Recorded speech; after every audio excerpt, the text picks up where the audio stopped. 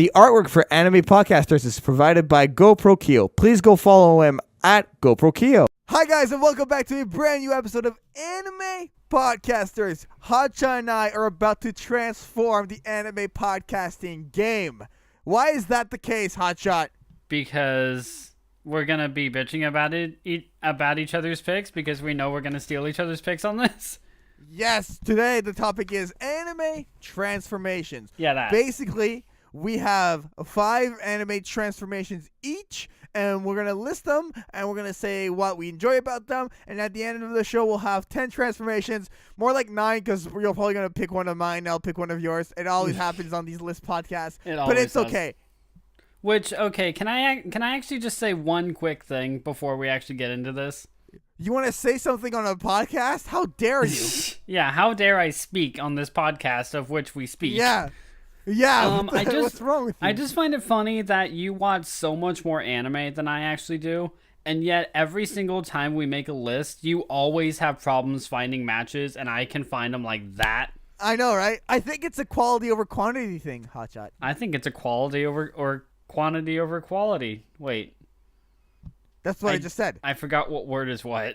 Oh, don't worry about it. But you know what I mean. You know what I mean. I know what you mean, and yeah.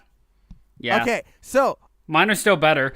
9 times out of 10, I make a better list than you. So we'll see. You're triggering me. All right. So, what went into you picking your transformations, Hotshot? The physical appearance has to change, and it has to increase their physical prowess in some way. But but probably the biggest thing is that it has to be an obvious physical change. Like, you can't just change clothes and go, oh, I transformed. No, it has to be a boost. And if you just like take Kiba and the tuning exams, for example, I'm not counting a food pill. Like, it's a power up, but it's not a transformation. So is the transformation jutsu count? No, I'm kidding. Maybe. I mean, it changes forms, doesn't it? It's called transformation jutsu. How can transformation jutsu not count? But it's not an increase in power. Well, I mean, it depends on who you turn into. No, if you transform, okay, perfect example. Sasuke retrieval arc. Okay, they just destroyed Jirobo, Shikamaru, and Neji, and Naruto and Kiba are after the remaining Sound 3, and then so the strategy is Shikamaru transforms into Jirobo and like tries to sneak and be like, oh, I'm back, guys, blah blah blah. Right? Right. But he transformed into Jirobo. Is he stronger? No, he just transformed into the Jirobo. But he still looks like him. He looks physically stronger. We don't know. It's not an increase in power. And you said yours went into with an increase in power. I said most of them. Oh man. Okay, so you're picking that. Okay, I just spoiled one of them, I think. We'll see. I'm sorry. Fuck. All right. So what went to my list? You had a harder time finding transformations. How about you go first on this one? Yeah, I will, but I just want to say what went into my list first. Okay. So yes, what? I'm jumping into this. I want this to be over. I got other shit to do. So what went into my transformations were basically transformations I enjoyed watching on TV. They didn't have to be the strongest or craziest or coolest. I still think the transformations I picked are really cool and really strong. So that's basically what went into my list. All right, so do you want me to go first or do you want you to go first? I want you to go first. You sure? Maybe. Okay, I'm picking the transformation jutsu from It's like, oh, you just talked about it. Okay, we can just gloss over you and go to my first one then. Okay, seriously. I am picking the human to Titan transformation from Attack on Titan. Whose? Specifically Eren Yeager. Okay, you instantly lost me. You know, Eren, the main character? He's a dick. Wait, Eren is what? How is he that? I'll be honest, I hate everyone in Attack on Titan except for like 3 characters. Okay, you're freaking biased. Let's break this down. Okay, go ahead. I'll say what I have later. No, go ahead. You go first. I was gonna say the funniest thing is that like the 3 characters I don't hate in Attack on Titan are like all female characters. Oh my god. Okay, so basically, Eren transform. Okay, Eren Yeager. He's the first person we see to transform from human to Titan, and when we see this, it's really crazy. Basically, the people here who are able to do these transformations are known as intelligent Titans, and basically, you go from a human form into, for Eren specific transformation, he goes like into his 15-meter like Titan, and he has like control. The most prominent like characteristics is like the fleshless jaws that he has, and he's like super muscularly built, and like obviously human Eren isn't it's not the case. He's really strong physically, and we see him do like a couple of martial arts move pretty well. Specifically referring to his fight against I'm trying to remember the name of this other character. Bertold. This was in season 2 of Attack on Titan. He does this one move that he learned as a scout. He becomes super powerful, and like he's really cool in this form, and I really enjoyed it.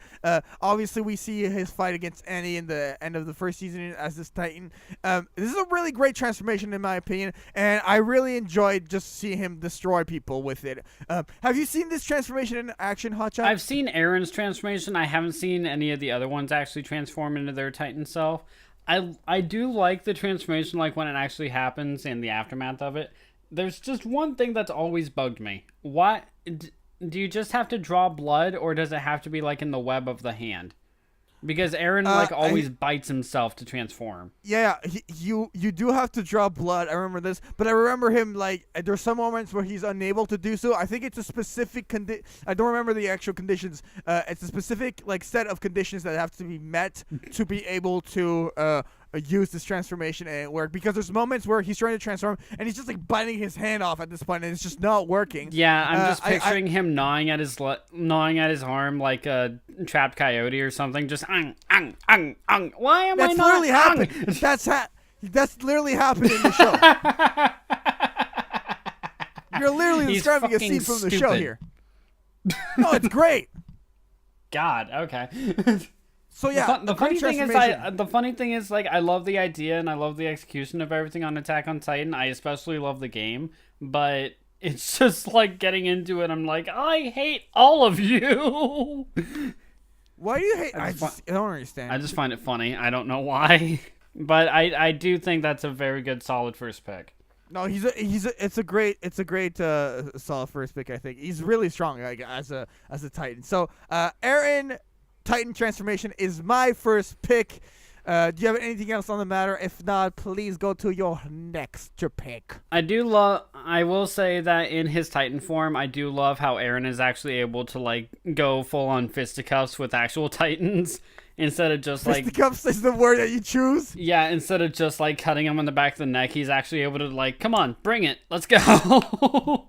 Oh my god, I saw this one GIF really quickly, really funny to mention. There's just like one scene where like Eren is just like stomping on a dead Titan's body, and like it's just like looped, and you just see like Eren where it says PS4, and then like where the Titan is being crushed, it says Xbox. Yeah, that sounds about right. Yeah. So anyway. Yeah, see, this is why I'm biased. Although on that point, I'm kind of on Eren's side. At that point, yeah. Okay, moving on. Go ahead. Your turn. Okay, my turn. So for my first pick, I know for a fact you haven't seen this anime because I've talked about it before. And oh, really? Well, I haven't talked about the transformation, but I've talked about the anime. And I'm picking Mocha's transformation into her vampire self from Rosario Vampire. Okay, yes. Let me use my Hotshot quote here. You're on your own. Yeah, see, I want this on a t-shirt someday, just like my icon with "You're on your own." We can put that in the merch store. Oh, I'd love that. Store. Anyway, we're not plugging. Yeah, go ahead. What the? Okay, that's a thing. All right, here we go. So I'm picking this one because Mocha, who is usually this, she's not exactly shy or timid, but she is more of a klutzy, like valley type girl, where she's just trying to fit in, trying to be a good friend to... I actually can't remember the main character's name off the top of my head. That's weird. But whenever the Rosario on her chest is removed, because she's actually a vampire, so when that Rosario is removed, she turns into her true vampire self. and her hair turns white. There's no appropriate way to say this because it's a very lewd anime, but her bust and her curves and everything get, I don't want to say enhanced, but increased, I guess, if that makes any sense. And her vampire powers are unleashed. So she is super fast, she is super strong, she's super durable. She's what's known as a double S rank monster, which is probably the highest one you can be. And not only does her power increase and her appearance changes, but limited or very minimal, but she also changes her personality. She's no longer like trying to be a good friend or like caring or loving or anything like that. She is cold, she is brutal, and she will basically mess you up if you dare touch her or anyone close to her. Like, there was, and I'm gonna spoil this one because it's like the first 2 episodes, but okay, spoiler alert, spoiler alert. Go ahead. Spoiler alert for like the first 3 episodes of this like 10-year-old series. But one of the first girls they come across is a succubus called Kurumu, and she has taken a liking to the main character, which Mocha is obviously like staying distant, like he likes her more than me kind of thing, kind of watching from the shadows. But when she's in her vampire mode and they fight, she actually is about to rip off the wings of the succubus. And that, if that's not a step up, I really don't know what is. Damn, that sounds really intense, really intense. The fight yeah. scenes in Rosario Vampire always take a very short time. Like, there's actually a running joke of a bat coming in, like, this final battle scene took a whopping 40 seconds or something like that. It's a running joke, and they're over very quickly, but they are pretty impressive when you get to see Mocha as a full-on vampire fight. Regardless, Right. So I still think it's one of my favorites. I love it. You got any more to add, or did you think I rambled on enough? No. I think everything you said there is very interesting. Obviously, this transformation, if I had to sum it up in one word, I would say destructive. I think this is one. I don't know. I'm trying to see. Would I classify it as a last resort kind of thing, or like a thing you would tap into in every battle? That's what I'm trying to delineate here. When I'm here, when she's a vampire, that's literally the only way that she can fight. Because when she's Mocha, she just doesn't fight. Okay. So this is like, it's a must. This is if you have to fight, like there's no other way around it, then take the Rosario off. But the thing is, she can't do it herself. Only the main character can. Main character trope, another one. Main character trope. Though I think, and I have to watch more about it because I actually don't remember this clearly, I think there's actually a time where the Rosario is still on her, and yet she still transforms into Vampire Mocha. Right, okay. I see. I'm actually not entirely sure on that, so don't quote me on that.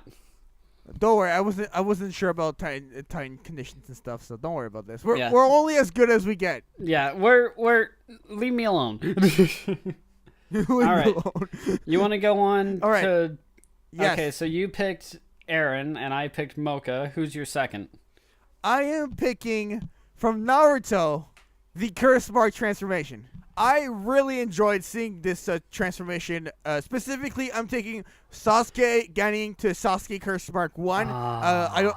Okay, this is like the classic. This is like the amazing thing.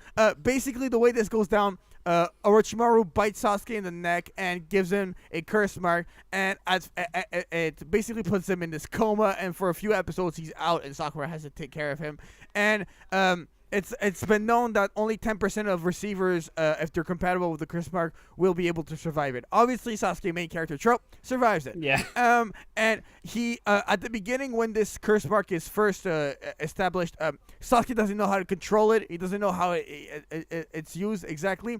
And when he wakes up and he sees Dosu and Zaku and Kin fighting against Sakura, he's like, "Who did this to you?" Blah blah blah. And you can see that the power from the curse mark comes into play. And Ino describes the curse mark. His chakra is now darker and fierce. Sasuke's chakra is like much darker.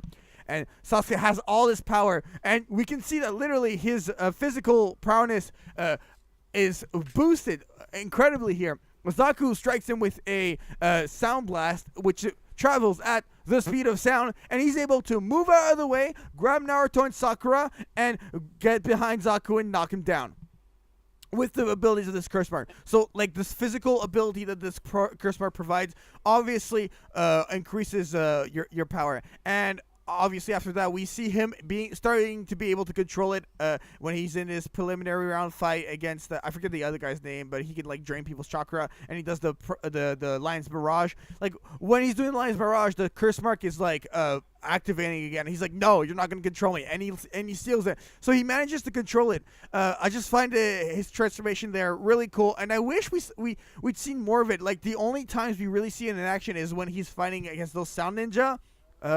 When he's fighting Gaara, but when it comes out, he just like freezes, right? And he's not able to like control it. He's like, "What the hell? Why is this happening?" And that's because he used Chidori 3 times in the same day. So he's like he has no more chakra, so the curse mark can like take effect. And when it happens, he still can't control it. It will like paralyze him. And the other time is when he's fighting against the Sound 4.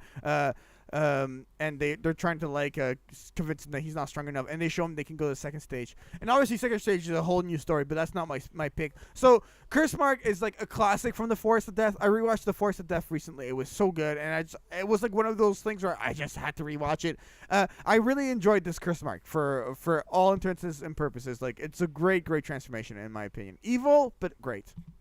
I'm going to back you up on that one. Curse Mark is still one of my favorite transformations. Like, not just on Sasuke, but on anyone who has a Curse Mark. Like, the Sound Village 4, Kimimaro, Anko.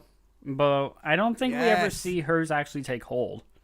We don't, but we do in the Ultimate Ninja games. There's one scene where you can see her use it, but yeah. Okay, sweet. There is one factor of the Curse Mark that I really like, though. It's I mean, I'm pretty sure you've noticed this, but everyone who has a curse mark has a different first stage, like a different design of the marks taking hold. Yeah. Like Sasuke's looks like the Sharingan kamas, and everyone else has like something that actually fits their chakra type. Have you noticed that? No, I know there's like an earth curse mark. Like there's different like types of curse marks for sure. Yeah, I know that. Yeah, and that's what I'm saying, and I like the different designs of them. Yeah. I think that's all I have to say on it, unless you have more to add on it. No, that's it. It's your turn for your... Is this your second pick? All right, I'm actually happy that you picked Sasuke, because I'm doing a complete 180 and picking a Ninetales transformation from Naruto. Oh, come on! Main character trope! Boom, boom. Go ahead. But the one I'm picking might actually surprise you. Like, the Ninetales obviously has, like, a whole bunch of different transformations. They have Chakra Mode, Six Tails, all the way up to Ninetales. Chakra God Mode. What mode do you think I'm choosing? I'm gonna say you're picking the Final Valley one, just the cloak, the first cloak. Damn it. Okay. Is that it? You're actually right. Ah! I knew it because I know you watched that more than Shippuden. Yeah, I mean, I love all the Shippuden Ninetale transformations, but the one I'm picking, you're right, is the one that Naruto uses in the Final Valley against Sasuke from his final curse mark. I'm picking this one because it's just always been my favorite, and it's literally just like wearing the fox on the outside with just an enormous amount of energy. Naruto gets more feral, more beastly, but he also has kind of control enough to talk to Sasuke. And when we saw the Ninetales chakra before, when it was just an aura, I mean, it was basically just red chakra. Naruto had more power, but he didn't really change at all, except for like getting a little bit of a red tint glow. This was the first time, to me anyway, this was the first time he actually physically changed. And having the head-on fight with Sasuke in the final battle was just incredible, and I love Vermination Rasengan because that is literally the only time Naruto has ever made a Rasengan with one hand. Is it the only time He's always used clones. This was the one time that he actually used the chakra from them to... Even in Shippuden? To make a Rasengan with one hand. Even when he was in chakra mode, he had like two little chakra hands come up and make a Rasengan for him. Because literally, I remember, I feel like in the Great Ninja War, he's done it in one hand. Probably, but this is also when he was a Genin. Right. Because it's crazy. Because just a quick side note here, Boruto, he's able to do the Sharingan with one hand. The Sharingan with one hand? Damn, that's impressive. Oh my god, the Rasengan with one hand. My bad. Why did I say Sharingan? He's done the Rasengan with one hand. I honestly don't have a doubt on that. Just from what I've seen, it's the only time he's actually done it. I don't watch Boruto, so yeah. But this Jinchuriki form is really cool. I love this Jinchuriki form. I love Actually, yeah, I think I love all of the Ninetales transformations. This one's just my favorite. It's the starter one. It's the one where he kind of talks to the fox. He's like, "Come on, give me a little bit more power." And then the fox is like, "Oh, you want more power?" And he's like, "What the hell is this orb around me?" And like it helps him heal himself and stuff. It's just great. I mean, he uses it because literally Sasuke charges a Chidori almost right through Naruto's heart, but Naruto moved his arm just slightly, so he basically just punctured his lung. But after the Ninetail activates, that's instantly regenerated, and he just wallops on Sasuke for a good 10 minutes before Sasuke's like, okay, maybe I need to do something different. And those 10 minutes of that scene is just, I love it. I love the entire fight, but I love when Sasuke is just helpless against Naruto. Oh, it's good, but that's when he gets the third pupil of the Sharingan, right? Yeah, because he gets it when he puts on his headband and fights Naruto as an equal. Right. I remember this, dude. This is like some of the best anime we'll ever watch. I feel like, you know what I mean? I also feel like we're kind of a bit biased on that because this was one that we grew up with, or at least I did. Well, yes, but it's still so good. Like, everyone knows how good Naruto is. or am I wrong or am I wrong? You're honestly not wrong. You're not. It is definitely one of the best. Okay, I am going to go with a classic anime movie. And Hotshot, I feel like you must have heard about this anime movie. It's it's one of the classics. I'm picking the Tetsuo Shima transformation from Akira. Have you ever heard of Akira? I've heard of it, but every time that I bring it up to Kyo, he's like, "Yeah, you wouldn't like it." It's really, really, really good. Tetsuo is basically part of this bike gang, and right off the wiki here, I think this is a great way to describe it. After near collision with Takashi and being experimented by the Japanese military government, he rapidly develops powerful psychic abilities, and he goes on a violent rampage. This is basically, he's an experiment. He's a test subject is the way to describe this. And at some point in the anime, I'm gonna try to not spoil too much. He gets his transformation triggers, right? And he goes from a human, and his transformation is so large, it starts absorbing everything around him, like people, buildings, floor, tiles, everything, and he becomes this fetus being of it just looks like skin and organs. It's this creepy transformation. This is some really weird stuff, the kind of thing where you're it's 2 a.m. you see this video and you're like, yeah, this is enough internet for today. This is a crazy transformation, and I really, really enjoyed it, seeing it, because he's really he's unable to control it, and his friend is like, Tetsuo, and he's like, help me, I don't know what's happening, and his power greatly increases, and there's basically almost nothing that can stop him at that point. And I don't know, Akira was a film that I saw a couple of years back, and I remembered it when I was going through my anime list that I have, and I was like, this transformation is worth the mention on this podcast. So yes, great transformation, Akira Tetsuo transformation. That's my third pick. unfortunately, I don't have anything to add because I've only heard Akira by name, and I know the cover is a guy going to a bike. That's it. That's all I got. He transforms into a bike. Yes. Okay, well, that's basically all I had to say anyways. So this will be one of the shorter ones, I guess. That's fine. That's everything. Okay, so So wrapping that yeah, one up. Go ahead. Your turn, Hotshot. All right, Jaden, I know you've seen this anime all over the place. It is on games, it is on cards, it is on manga, it is on anime. Obviously, I'm going. This anime is so anime. It has anime. It's an anime that's also an anime. Suck it. But I'm going OG on here, and I think it actually might surprise you. I'm going with Magikarp to Gyarados evolution. That's a transformation.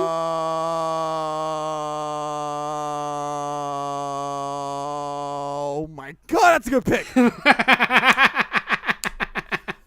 I honestly thought you were going to go, wait, hold up. How is that a transformation? Are you kidding me? No. I wasn't gonna pull in attack defense, but had you gone, I'm picking every evolution from Pokemon. That's when I would have been like, well, you can't do that, Hotshot, because when we pick one thing, we don't pick 10 things. No, I know. Hotshot, okay? I learned my lesson when I made the Monokuma executions. There you go.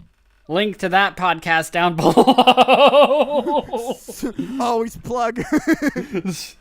A seamless plug. Anyway, I'm picking Magikarp to Gyarados because it starts off with just the wimpiest Pokemon. Literally, the only move he has is Splash and Tackle, and no one knows what it's worth until it's too late. Because even in the Pokemon anime, James buys a Magikarp for like, I want to say $500,000, something like that, and basically tosses it away or kicks it off the boat, tossing it away, and it immediately evolves into a Gyarados and just destroys them. It's just one of the weakest possible Pokemon ever evolves into one of the most easily feared, ferocious, powerful base Pokemon. And it is... That's ridiculous. That's it ridiculous. Is absurdly ridiculous. I know the story. I know the story, but like... No, I know how this evolution goes. I've seen it happen before. But I feel like it's just... It's one of those life lessons. And I know you're going to be like, how can you get a life lesson in a Pokemon? Like, do never underestimate anything. This fish, we think he's so weak. We think like, oh, it's just a Magikarp. And then you get a Gyarados. Right. And that's why it's so freaking awesome. And that's why it's a great pick. I think Magikarp just like has to like test your patience, and then like once you're okay, fine, I just have a Magikarp. It's like, boom, I'm a Gyarados, bitch. And I know the cliche thing would have been to pick like Pikachu to Raichu or Charmeleon to Charizard, something like that. No, this is easily to me the best because it does a complete 180 of itself. No, actually, very much so. Actually, it kind of reminds me of what I said about Mocha. Just like starts off like this, ends up like this. Fair point. I feel like Magikarp, though, I would love to. It makes me think of the podcast we did on Cloud9, which rip with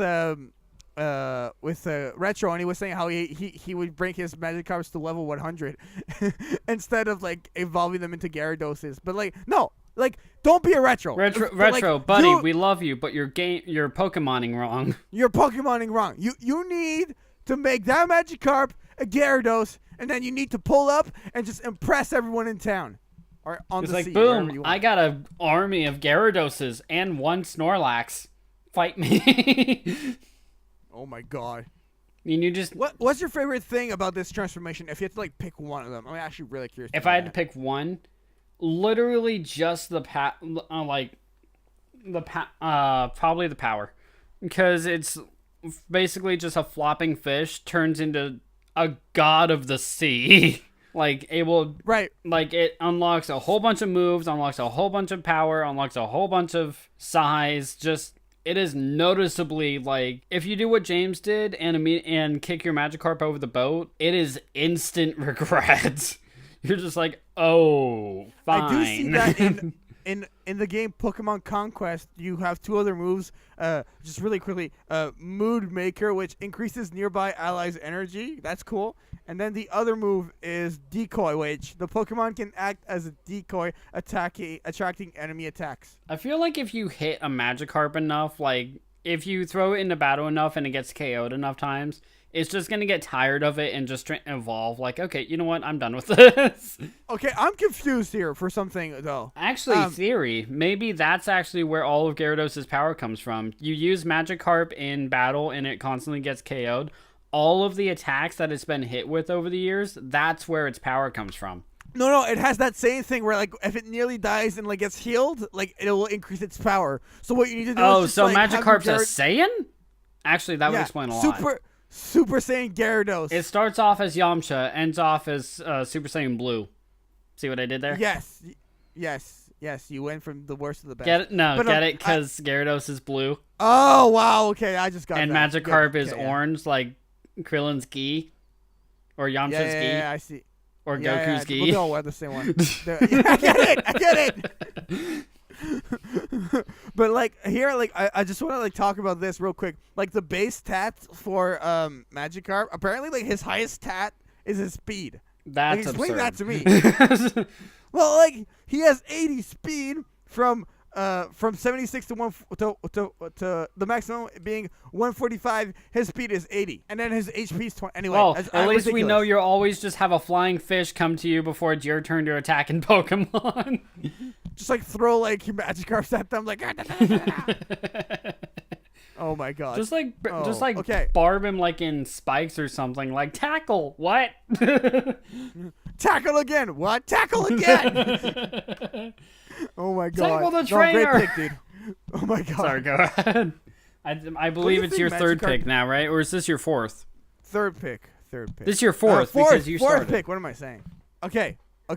And I will say with not absolute positivity, but I will say with certainty that both my next picks are safe. Like you are not picking either both one my of them. next picks. Yeah. I don't think you're picking either of my picks either. I really don't. All right, go for it. So, I think this is the first podcast where we don't pick each other's picks. I think, right? Woo woo! So I am picking. Now watch, I'm gonna get really upset with your next pick. Oh my god! I swear, if you have this one, I'm gonna be so pissed. I'm picking the Golden Frieza transformation from Dragon Ball. Which one? Frieza to Golden Frieza. Oh, you son of a! No, you're just lying. You didn't pick it. Come on. That's a good pick. I don't have it. Go ahead. Oh my god. Okay. I'm serious. It's not a pick of mine. Go nuts. Okay. I really thought you had it. I was like, God, no! I love fake outs. Oh, I hate your fake outs. So, final form Frieza, when we see Dragon Ball Z, is really the Frieza with like he's shorter. He's got his tail, no horns, no stretched out face. But like when he dies and he goes to hell, he trains. He gets revived in Resurrection F. Trains, and he attains this golden form that is like on like Super Saiyan Blue level. Like he at the very beginning, like he can like basically wipe out Gohan with no problem. He's in this like golden shell with like purple parts here and there, and I really came to appreciate this form. And oh wow, look at this, Jaian mentioning the Tournament of Power in the Tournament of Power arc. Absolutely amazing display of power. It's not really until the end where it's like only a Universe 11 left that we see him struggle way more. His form is really cool. His power increases tremendously, and he's like was a great replacement for Boo, because Boo was falling asleep. Another thing that I really enjoy about this golden form is that he really puts out so much power. Like we see him basically turn into a golden form and knock out Kaba without a single problem. And Kaba is a Saiyan. The one flaw I remember with this form is that when he first uses it against Goku and Vegeta, he had just acquired it for the first time. He didn't really experiment with it just yet, so he didn't know how much like stamina required to maintain. So we do see him like struggle with that at the beginning, but he does master it more and more over the time. So really amazing form. There's also like a true golden form and a rage mode of the form, but I'm just gonna stick with the golden form of Frieza. So, very good pick in my opinion. I really enjoyed this form in Dragon Ball Super. So yeah, what are your thoughts on Golden Frieza, Hotshot? Unfortunately, I still haven't seen Resurrection F, so I actually don't know the power that Golden Frieza has. Every other transformation of Frieza I've seen, I was going to say analyzed, but that's not right. I've seen the power of behind it, and to increase that power even further is fine. I mean, just damn. A full-on head-on-head fight with Blue, with a Super Saiyan God, Super Saiyan in a golden form of himself is just like, how are you able to keep up with a god? Which for Frieza is pretty, like, I feel like it's easily done, but at the same time it's just you're keeping up with a god. That's power. There was one of the universes in Dragon Ball Super that when they heard that they were recruiting Frieza, they were like, oh no, we have to eliminate him. So they gave like these like basically really low level fighters Hakai, and Hakai is known as like God of Destruction energy. It's this ball that like it touches anything and it will just eliminate it. Like if I Hakai a building, the building won't even like blow up. It'll just erase itself. It'll just erase, right? Just like that. Yeah, it'll just erase. It's like boom. It's God of Destruction power. Yeah, it's like this purple black orb, and it's like the most powerful, like one of the most powerful God of Destruction attacks. And what happens is that one of the low fighters manages to capture Frieza in the Hakai, right before the tournament of power, and they're like, haha, like we caught you, and Frieza's like, ah, like struggling, like pretending he's like really hurt. He's like, ah, and the guy's like, haha, you shouldn't have messed with us, like haha, like villain trope. A lot of tropes, eh? And basically what happens is like Frieza's like, no, just kidding, and then he just manages to take the orb and like crunch it down to his hands and control Hakai in his golden form, okay? And then he throws Goku and like throws Goku in it, and Goku wasn't even able to like release itself from the Hakai. So he really is a super powerful villain with this transformation. Really, like you can't deny the strength he possesses. Well, I mean, you can. You're just wrong. Yeah, exactly. Basically. So that's my second to last pick. Oh my god, this is going by too fast, Hotshot. It's going by way too fast. All right, let's just kill the next 5 minutes just by talking and having a good time. Okay, seriously. Just what is your next pick, Just dude? waste all of our time. Well, but seriously, is there anything else you wanted to add on anything I said, or you're good? Unfortunately, on him, no. They're... All right, then your turn, bro. Yeah, I know. It's just... No worries. My next pick is actually from another OG anime, Gatomon to Angel Woman from Digimon. Okay, I have not seen this in a very long time. So, Gatomon to who? Gatomon to Angel Woman. If you don't remember, Gatomon is the cat Digimon that I believe travels with Kairi. And when she digivolves into Angel Woman, who is literally an angel woman. That is the devolution. Digilution. Digievolution. That's what it is. Okay. That sounds really cool. So get into it. So I'm picking this one because Gatomon is a fairly strong Digimon on her own on the base, but when she's Angel Woman, she's again like Magikarp and Gyarados, she's easily one of the more powerful Digilotions. And it's falling apart. And basically when she's like that, she's able to strike down enemies with more ease, especially when paired with Angelmon, which is, I actually don't remember who digivolves into. Oh, Patamon digivolves into Angelmon. And basically these two smaller Digimon bases transform into literal angels, able to increase their power, increase their speed, increase basically anything, and become godlike. Well, that's crazy. I mean, there's a lot of Digimon that kind of transform into the same thing. Like, there's Devilmon, who have two other bases. I think one of them is Black Abumon. But the point is, it's a cat that transforms into an angel, and gets a massive power increase. And I'm looking at this article right here. It looks like a cat to angel. I could not have made that jump. That's great. yeah, it's phenomenal. Plus, I'm probably in the same case of I'm not gonna say what the case is, but I'm in the same case of basically everyone else who grew up with Digimon when it comes to Angel Woman. Right. Anyway, you got anything to add? It's ridiculous, man, but it's great. It's really powerful. Yeah, so I was gonna say, how much is the power boost between Gatomon and Angelmon? Like, if you had to like scale it, I'm interested. From their bases or from each other? Like Gatomon, and then he jumps into the cat jumps into Angelmon. Like, what's the difference in power between those two entities? I'm gonna have to say from Gatsmon to Angel Woman, I'm gonna have to say it's easily times 10 because whoa, okay.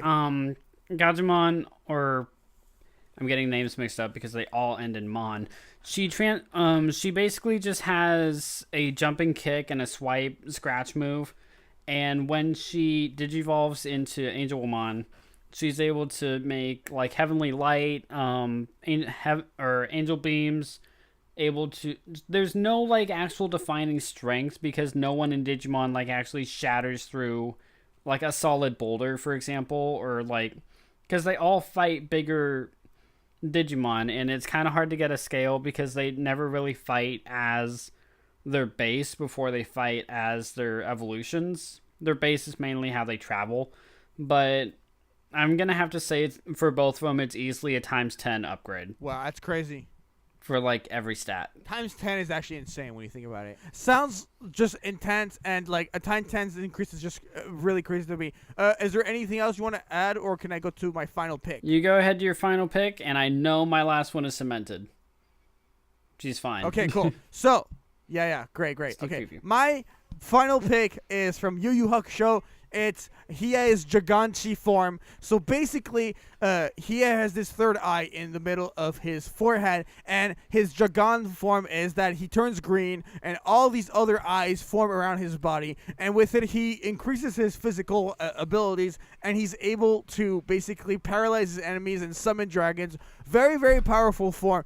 What's really, really weird about it is that he only uses it once in the main series, and he only uses it the other time he uses it is in the second movie of Yu Yu Hakusho. So it's only used twice and like only once canon. So I don't understand why it increases his power and it was only used the one time. But maybe he just found that like increasing his demon class would not make it useful anymore. And the other really cool thing, not the cool thing, but the drawback of this is that if his main Jagan eye gets, he just went to bed that night and just like, forgot I could do that.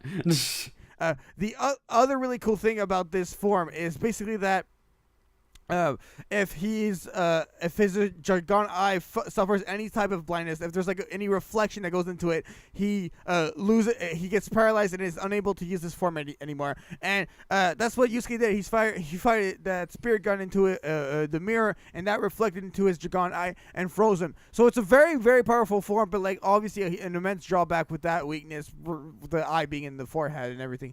So I'm picking that as my final transformation. What are your thoughts, Hotshot? That would probably explain why he refuses to use it again. That's a pretty big risk.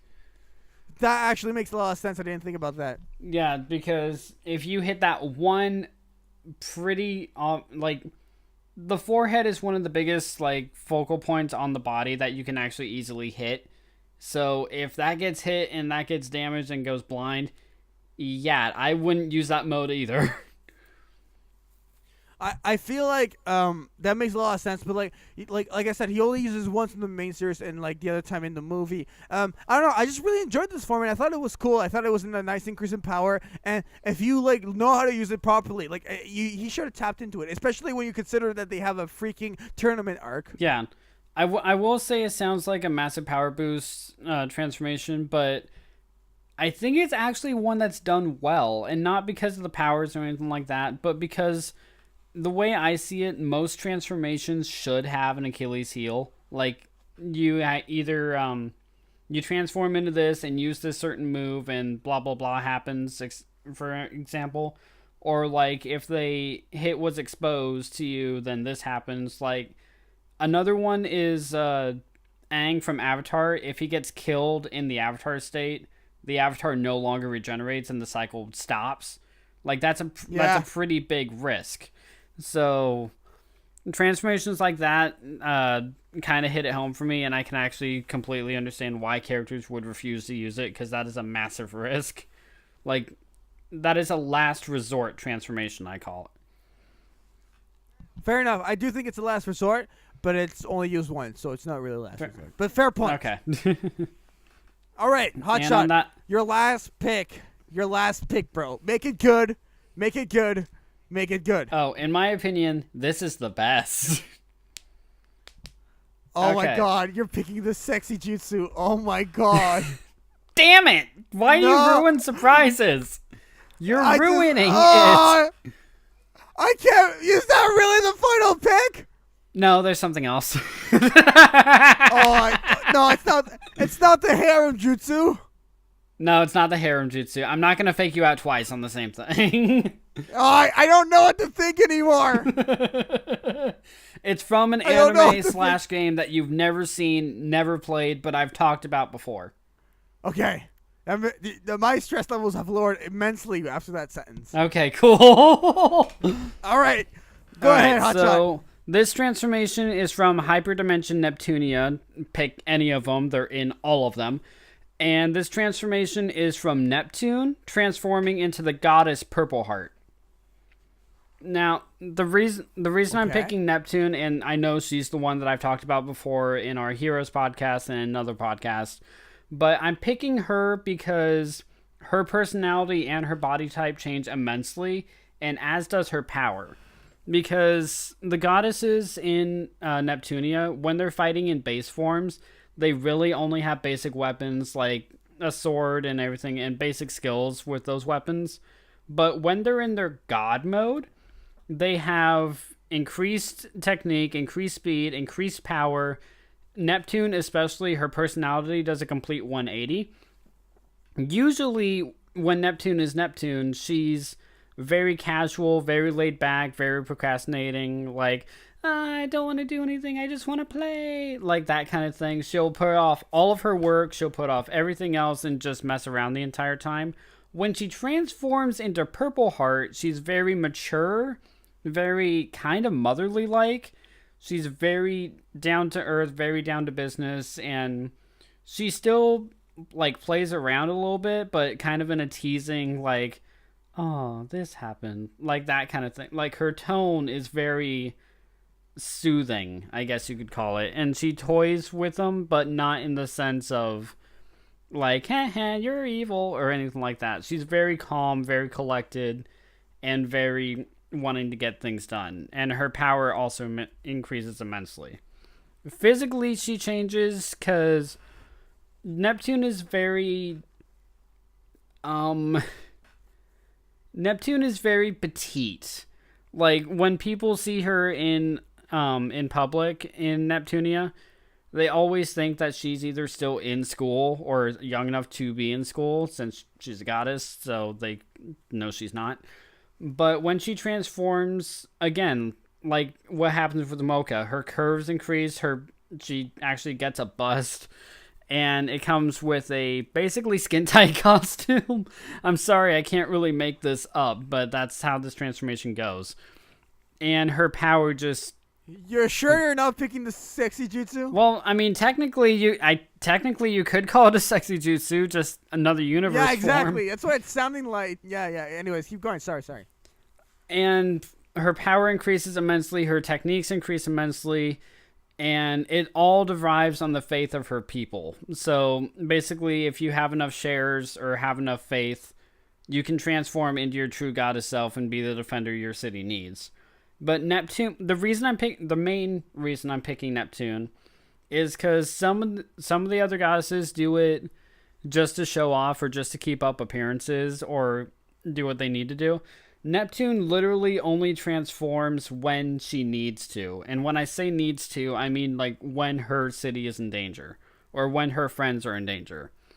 Like, in the anime anyway, she goes over to Last Station that Noir is the ruler of, another CPU. and she transforms to keep up appearances. Neptune refuses to transform.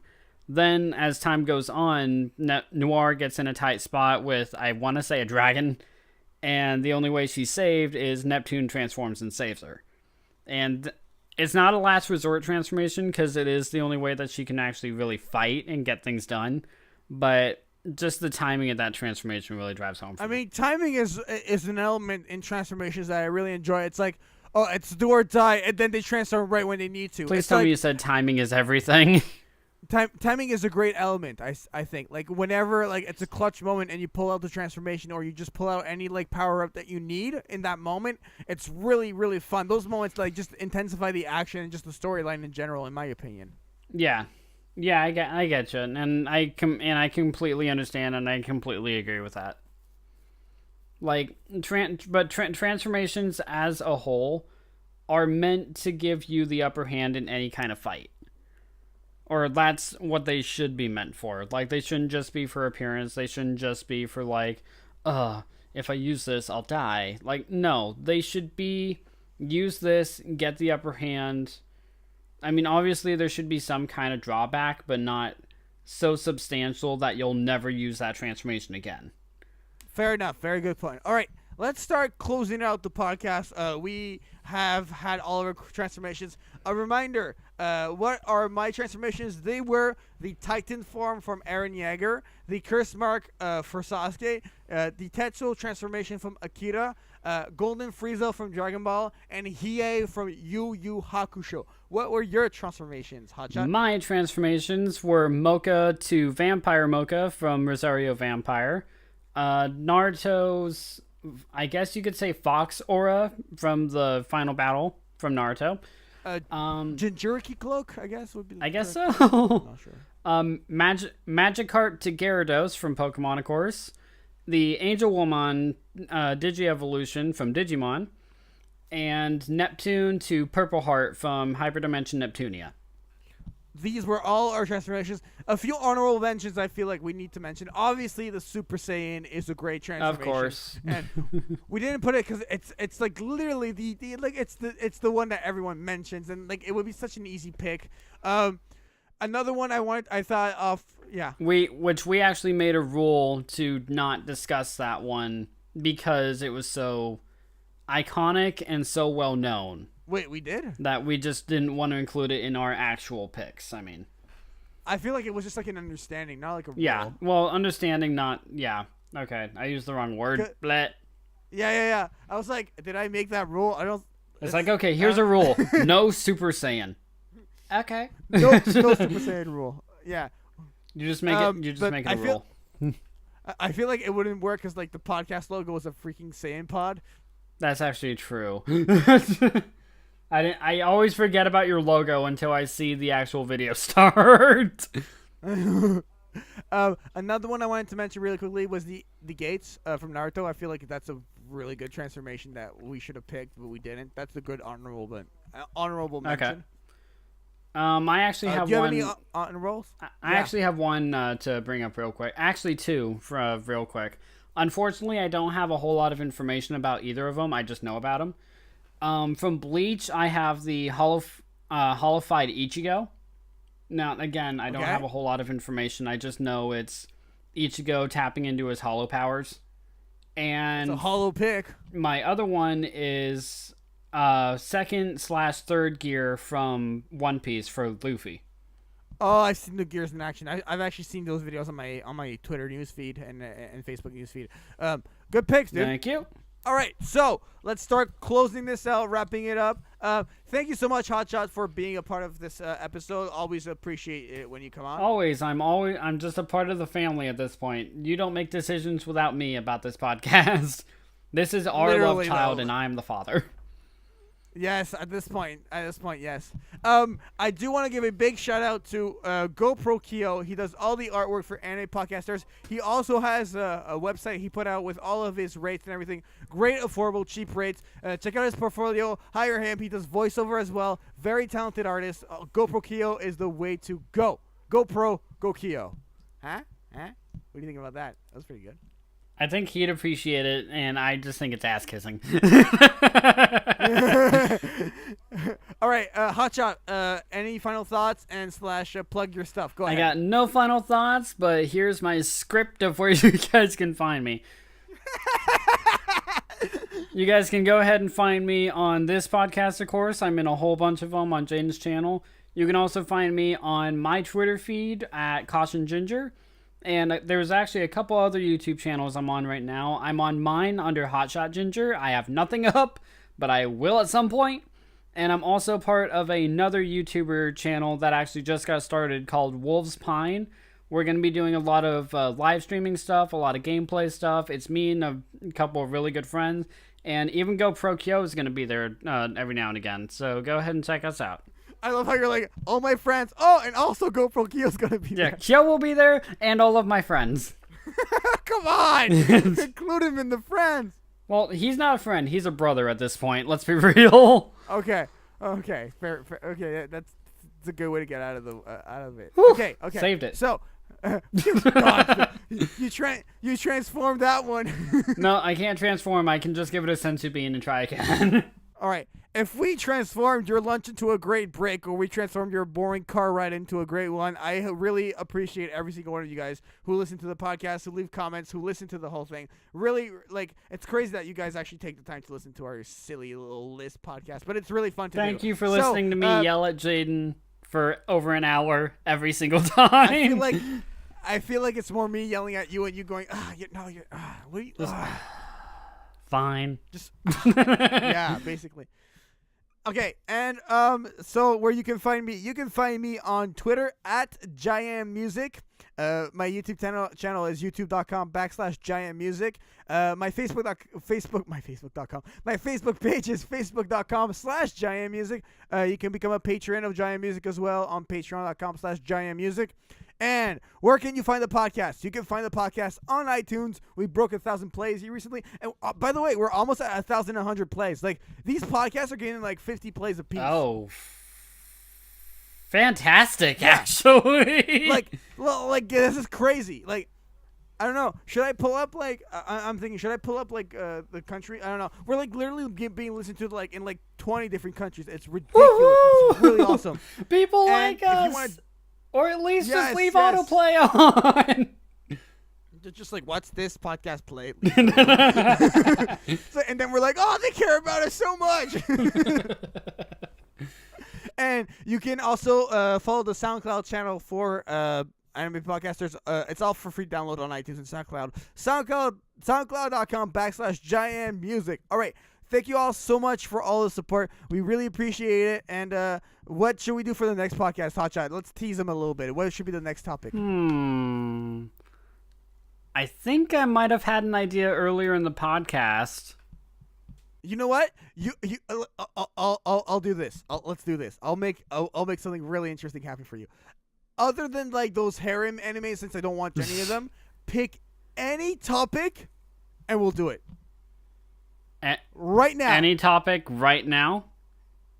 Yes. Battle items. Except for like battle items. Okay, next podcast will be battle items. Anime battle items is the next podcast. I'm picking Shuriken. I'm picking Kunai. I'm picking everything from Naruto. We'll see you next time. Thank you so much, guys. Battle items coming up next on Anime Podcasters. Bye. Bye.